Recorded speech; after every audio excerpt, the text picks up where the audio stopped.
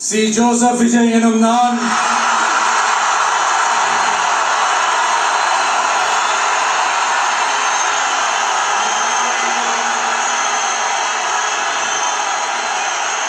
சட்டப்படி அமைக்கப்பெற்ற இந்திய அரசியல் அமைப்பின்பால் உண்மையான நம்பிக்கையும் மாறா பற்றும் கொண்டிருப்பேன் என்றும் இந்திய நாட்டின் ஒப்பில்லாத முழு முதல் ஆட்சியையும் ஒருமையையும் நிலை நிறுத்துவேன் என்றும் தமிழ்நாட்டு அரசின் முதலமைச்சராக உண்மையாகவும் உளச்சான்றின்படியும் என் கடமைகளை நிறைவேற்றுவேன் என்றும்